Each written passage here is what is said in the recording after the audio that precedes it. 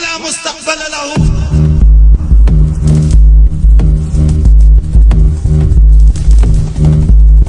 Ladies and gentlemen, introducing the pound for pound best radio show around the world. It's Leave It in the Ring.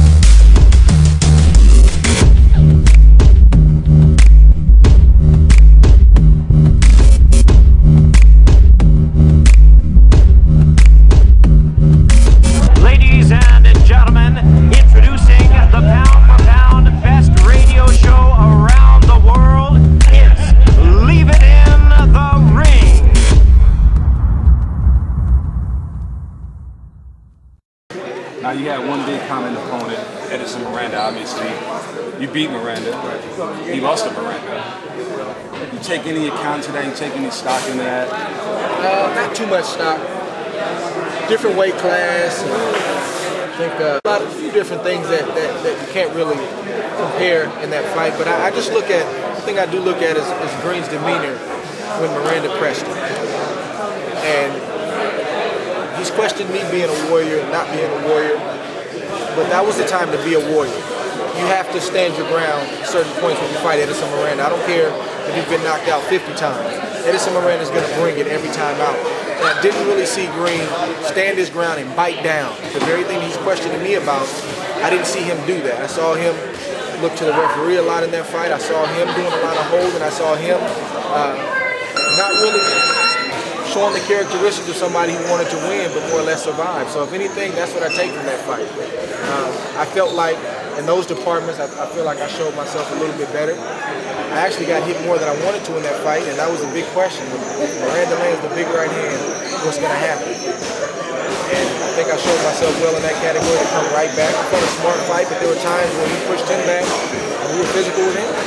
So if anything from the fight, I take the demeanor, I take the mentality, I look at the internal intangibles. Okay, in this situation, I know what he's feeling, but let me see how he responds. So those are the things. But technically, and was he sick, wasn't he sick? I don't know. You have to take his word for it, but when the heat was on, what did he do? So let me ask you this. So do you think the roles is a little bit reversed? Because at one time people questioned your mental toughness, right? Do you think? I don't think so. I don't think so anymore, brother.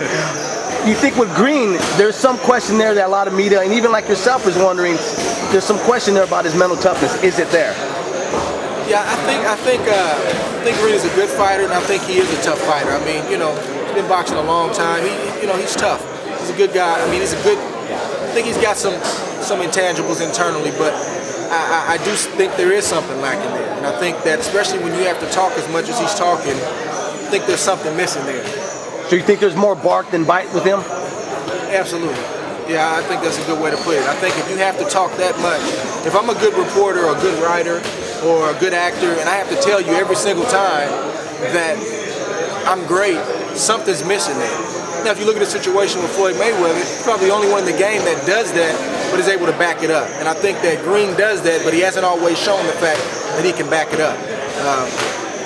The fights that I saw where he didn't look good or where he lost in the Miranda fight, saw excuses. The Travis Sims fight, was it Travis or Tavares? Tavares Sims fight, right when the fight was over, I told everybody it was going to be a sloppy fight. I knew it was going to be listen, man, you got to do what you got to do. You can't make excuses about that. So I think when things don't go his way, he looks for excuses. That being said, it's a fresh night.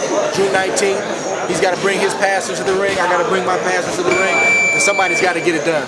Let me ask you this though, because he's been awfully calm. I mean, normally when he talks about particular fighters, he's pretty brutal. But when it comes to you, he takes like minor shots at you. Do you take that as a sign of respect? And maybe he's focusing. The way I'm looking at it, he's looking at this is the biggest fight in his career and the most dangerous fight for him. It's a make and break fight for him. I think so. I think he's realized that at this point. I think that he saw that. Not only that initially when the fight was announced or getting close to being announced, and even after I hurt my knee, he saw that didn't rattle me, it didn't move me, and he also saw that, I think that the fact that it didn't rattle me was one thing, and then B, the fact that the fight is getting closer and reality's setting in, I think that's caused him to kind of quiet down a little bit as well. But, I'm not going to feed into that, man. I've been boxing a long, long time, and one thing that I'm trying to do for this sport is help clean up our sport, and not only bring big sponsors to the sport, but get people tuning in. I've literally heard people say that they don't want their child to watch the fight because of the language in between rounds, or boxing is a nasty, dirty sport. And I want to show people that hey, you can be a fierce competitor, man. You can put it all on the line. You don't have to let anybody push you around, but you can have class, you can have integrity, and you can carry yourself the right way in the midst of being a fierce competitor. So that's what I want to bring to the sport. And when other fighters see that, it does breed respect. Right.